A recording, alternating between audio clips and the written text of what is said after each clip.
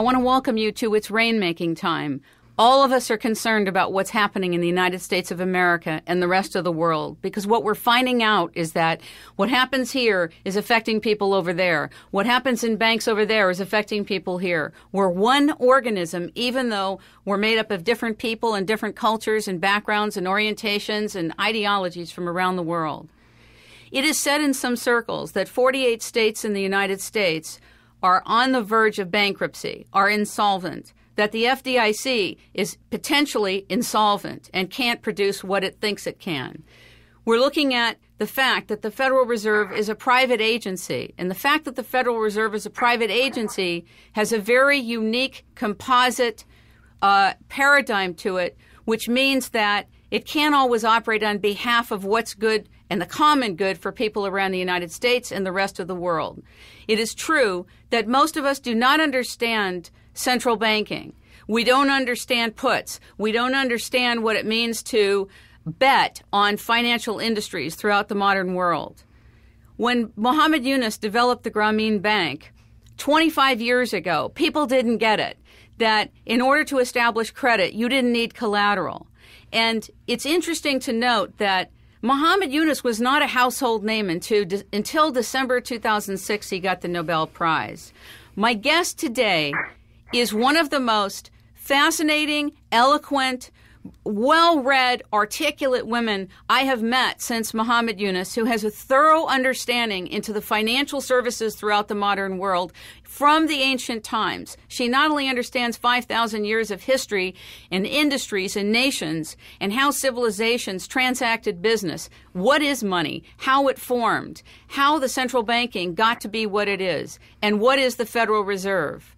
I'd like you to welcome Ellen Hodgkins Brown, the author of Web of Debt, The Shocking Truth About Our Money System and How We Can Break Free.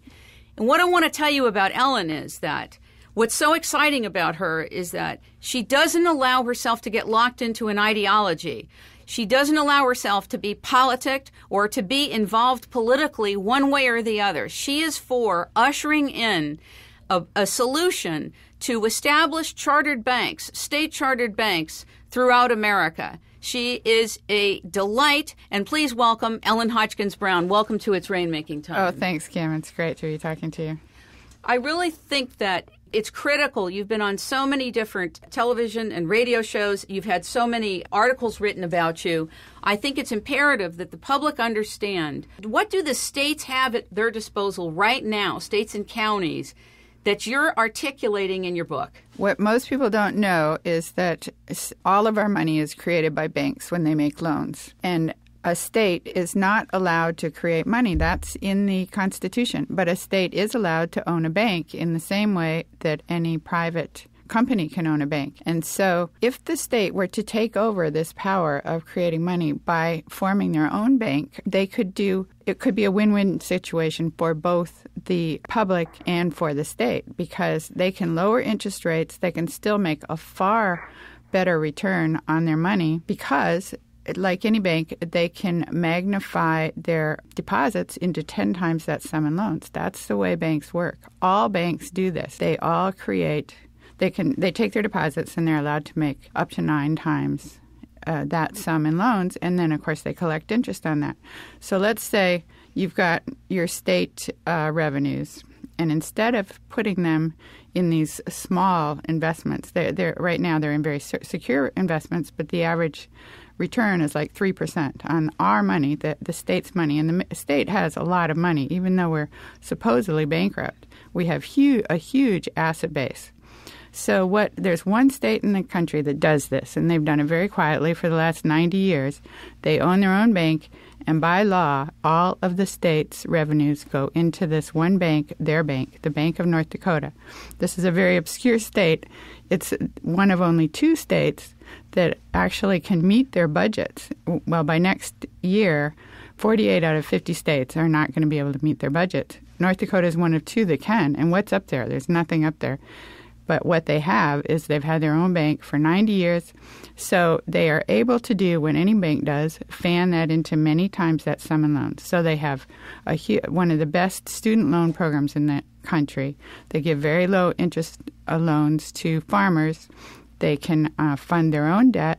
They are not FDIC insured. The FDIC is now broke, They self-insure, and so. But it's the FDIC anyway is only insured for up to $100,000 anyway per account. So it's now $250,000, but that's not very much. That's what Miami-Dade County is now talking about, forming their own bank for that reason, because they have up to $50 million in one account, and they could get wiped out if the bank goes bankrupt. So if they put them in their own bank, then not only is their money secure, but there's a candidate for governor of Florida, Khavari, who is talking about actually forming a state bank that would not only keep the state's revenue secure, but would actually do what all banks do, which is fractional reserve lending. In other words, turn those revenues into 10 times that sum in loans, and then you could make 2% loans instead of 5% loans to homeowners. You can totally solve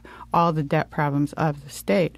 You can make 2% loans to homeowners, so you can take that money and fan it into 9 times that sum in loans. So 2 times 9 is you're still making 18% on your money instead of 3.5%, which is what they would be getting if it's invested in U.S. government bonds or in ordinary, the ordinary investments that they make.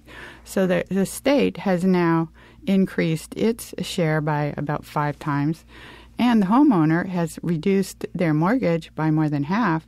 So, what he's proposing is that you can. What he is, the governor of one of the people running for governor, yeah, Khavari, Farid Khavari. Right, he's running for governor of Florida, and he's an economist, and he's picked this whole idea up, and he's given the figures and everything, which I think is just great. I think Miami-Dade should do the same thing.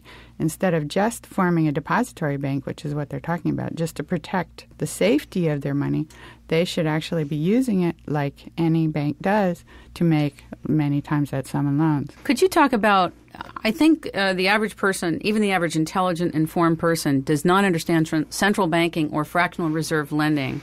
And Steve in the room, is the teleconference bridge, there's a line that's open. I hear somebody breathing, and I don't know if it's muted, but it should be muted till we call them in. I just want to thank you very much. So we're doing this, and you have to make little adjustments so you have a great product. Thank you, Steve.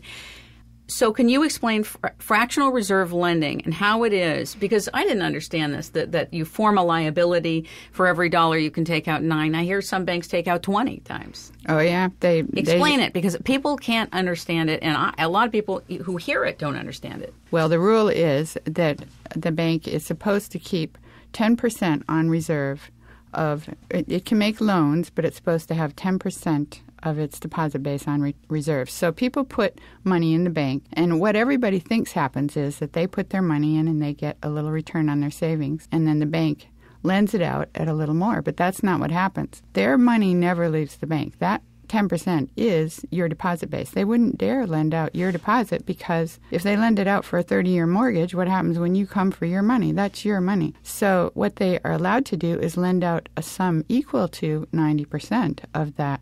Oh, my God, deposit. 90%. Of their first deposit. Now, that deposit, almost all their loans are made to their own customers. So let's say you start with $100. The bank is allowed to make a $90 loan, and then that $90 loan becomes a deposit in that bank, because, that's how they do it. They write it into the account of the borrower. That's how they make the loan. So now you've got $190 on deposit. So now you're not allowed to make a loan equal to 90% of that $90. So you can make an $81 loan, and then you can make 90% of that and 90% of that.